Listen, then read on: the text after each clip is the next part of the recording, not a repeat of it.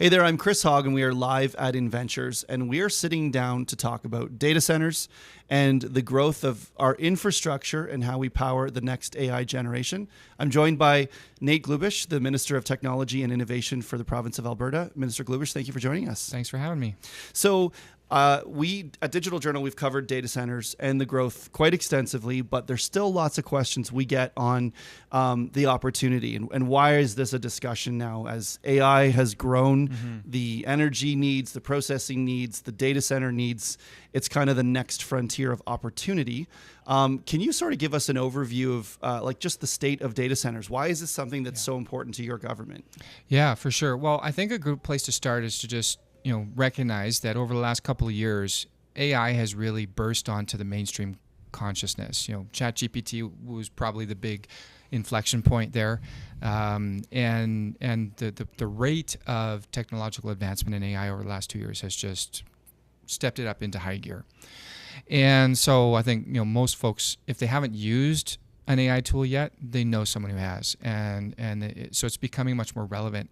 And so we can all start to see real world use cases where AI is doing something really interesting. And so we're seeing it in diagnostic imaging, for example, where you can train AI engines on large volumes of scan data and teach it to help automate what a cardiologist or radiologist would do, for example, and to do it with a higher degree of accuracy.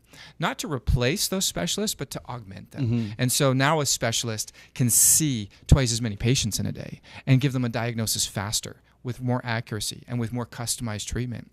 And so that's good news for the patient. It's good news for the specialist because their workflow is better and their quality of life in doing their job is better. It's also good news for a provincial government who funds healthcare because we're getting better value. And I could give you dozens of examples just like that, but that innovative advance in healthcare would not be possible without AI, which means it's not possible without the infrastructure that powers AI. And so, as I've been doing a deep dive on this over the last year and a half, what I've seen is just as more and more industries begin to adopt more real-world practical AI-driven solutions, there's going to be a huge demand globally for AI data center infrastructure. And what is that really? Like, if you're not a tech nerd like me, what does that mean? Essentially, think about it this way. It's a massive supercomputer in a massive warehouse that is customized and designed to do the type of computation necessary to power an artificial intelligence-driven solution. And these types of data centers require an enormous amount of electricity to function.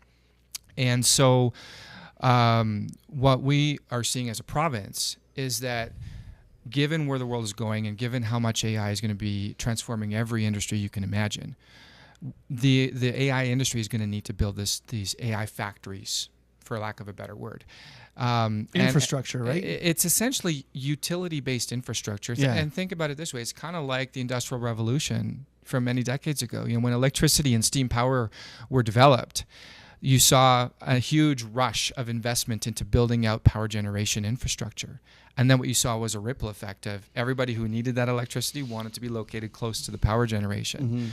And so the opportunity for Alberta is we know the world is going to need these AI data centers and the related infrastructure. And those data centers are going to need power. Well, what are we really good at in Alberta? We're really good with energy. We are an energy superpower. We have some of the largest natural gas reserves in the world. We have decades of expertise on how to find it, extract it, and move it to where it needs to be, and to convert that into electricity. And we're also a get-her-done government that is very pro-business, very pro-red tape reduction. Let's find a way to make it easy and simple and straightforward to figure out what are the rules, and as long as I'm within the guardrails of those rules, that I know I can get to a yes. And so what I've found is by sharing that vision with the folks in the AI industry is we can be a big part of the solution to helping you develop the power infrastructure you need and then co-locating your data centers there. And what we're seeing is just a huge tidal wave of interest coming to apply to Alberta to say, we'd like to build a data center here, we'd like to build one here. And we're talking tens of billions of dollars, potentially over $100 billion of infrastructure that's being proposed. And our goal as a province is just to make it easy to get good answers from the government so that you're not spinning your wheels wondering, is this going to go ahead or not? There's also a lot of investor interest. This is happening not just in Alberta, not just in Canada, but globally. There's a race for data centers. It seems to be a widespread recognition of how critical this infrastructure will be. How do you go about inspiring investor confidence that this is the right place to invest? Well, I think, I heard some estimates recently that there was going to be 300 gigawatts of AI data center and related power infrastructure needed globally in the next 3 to 5 years. It's not a matter of if, it's just a matter of where this is going to be built. And I think we all have seen in the news tons of announcements from all the big tech companies, the Googles and the Microsofts and OpenAI and all the other players of how much they're investing and where they're investing.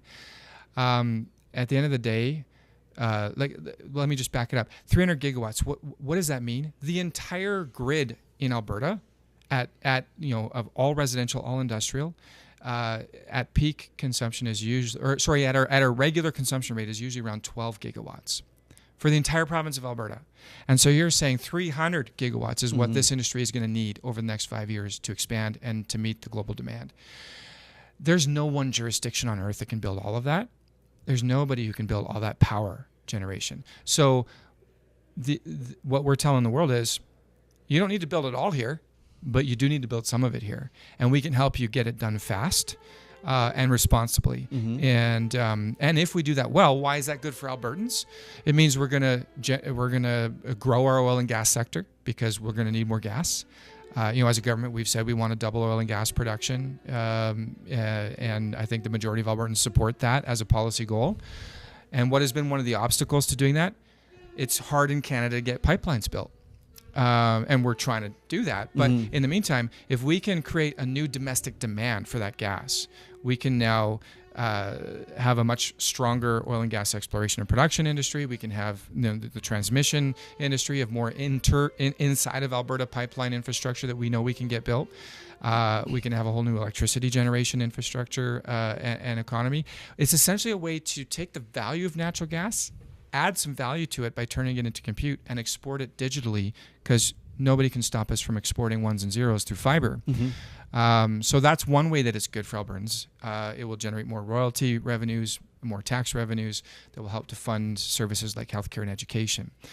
But it also will create that ripple effect, because all the companies that need access to reliable, high-quality compute, whether they be robotics companies or whether they be medical innovation companies or you name it, they're going to want to be located close to reliable sources of compute. And that, I think, is going to create a tidal wave of innovation in Alberta once we get some of this data center infrastructure in place.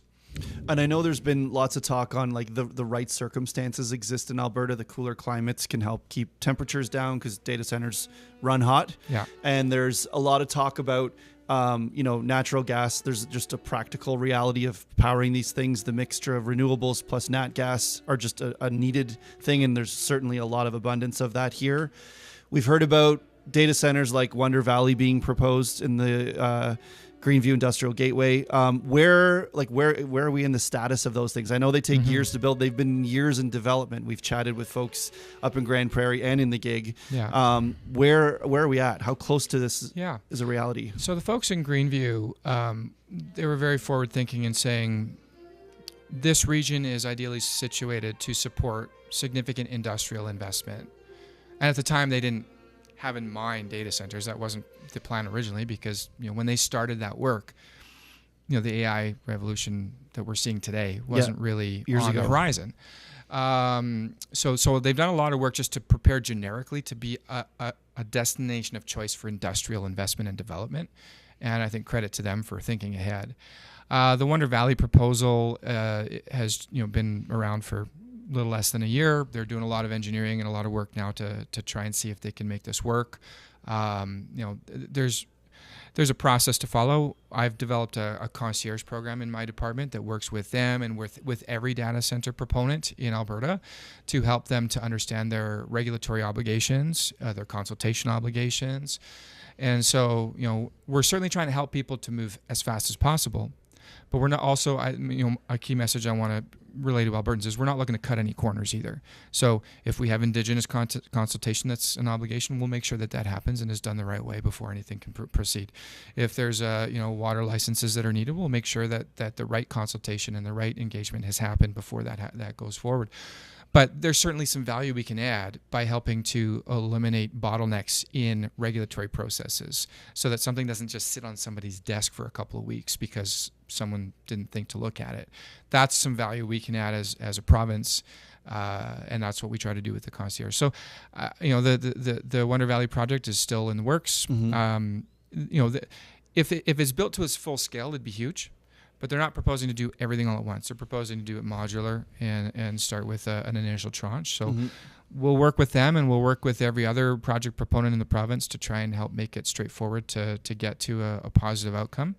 And we'll make sure that we safeguard the interests of Albertans while doing so.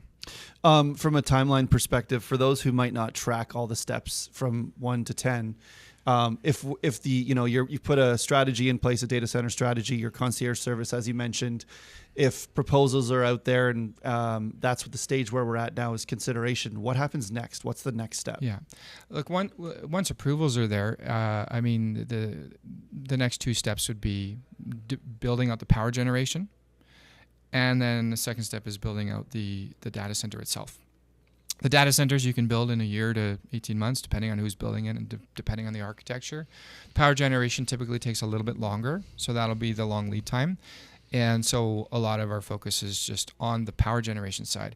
How do we make sure that we can get those approvals as straightforward as possible, and do so in a way that we can guarantee that there's no negative impact to reliability and affordability of Alberta's grid. That's something that I make very clear to every project proponent is a line we will not cross. Affordability and reliability of Alberta's electricity grid is, and you do that by building off-grid, right, for support? So one way to deal with that is for folks to build an off-grid, their own off-grid power. That's what the Wonder Valley project is proposing to do. The other way is just to say, it might take us a little longer to work together on the engineering to make sure that the site selection you've chosen, the proximity to existing transmission infrastructure makes sense. If there's new infrastructure required, you're going to have to pay for it. Alberta, ratepayers are not going to pay for it. And folks understand that. When I explain that to them, they get that, there's no way they can load the cost of their project onto Alberta electricity ratepayers. So we're just trying to, as a government, send very clear signals right from the start. These are the ground rules. Everybody's going to play by the same rules. We're not going to cut corners, but we will help you if you're okay with all of that. We'll help you to move as fast as possible through that process and make sure that you get very straightforward information from our regulators. So my last question, I guess, is on back to the investment discussion, because this is going to take a ton of capital to bring to life at any perceived or any goal. It's going to be a lot. And Alberta is competing. I know you've been to the Valley and you've been overseas to sell the opportunity here. What's the foreign investment interest here, and how do you balance the Canadian interest in foreign investment? Because you need both, probably. Well, I think at the end of the day, the way I look at it is the AI infrastructure will go where the electricity infrastructure is, and the capital will go to whoever can build that. So any jurisdiction that can prove they can get approvals on electricity generation at the scale needed for AI data centers, that's where the capital will go. It's not a question of, it's not a question of where the investor wants to put their capital. The investor wants to put their capital in the projects that are actually going to be able to be built. That makes sense. And that will actually have electricity. Because you could build a data center anywhere, but if it doesn't have electricity and you can't turn it on, it's useless. So this is an electricity game first and foremost. The capital will go to where the electricity can get developed. And so my strategy for Alberta is to say, how do we make it so that Alberta is the place where you can get to a yes? Clearly, yes, you got to follow the rules. You got to do it responsibly. The no-go zone is nothing that will affect reliability or affordability. But if we're smart and thoughtful and proactive in planning this out and sending clear signals to market, and then working with them to guide them through that process to say, these are the guardrails. We make the rules. We set the guardrails. As long as you stay within those guardrails, you're going to like the outcome. And that outcome will also benefit Albertans. And I think if we're successful at that, we're going to see tens, if not hundreds of billions of dollars of foreign investment and potentially domestic investment too. We're not going to go and be prescriptive about where the money has to come from. If the Canada Pension Plan wants to play a role in this, great. If The Ontario Teachers Pension Plan wants to play a role in this, great. If AIMCO, wants to play a role in this, great. As a government, we're not telling anybody what to do with their investment dollars. We're just saying, if you want to invest in this, Alberta's a great place to build it. Creating conditions. Minister Glubish, thank you so much for joining us to talk about this. Great. Thanks for having me. For more info on AI data centers, and we've got lots of it, check out digitaljournal.com. See you next time.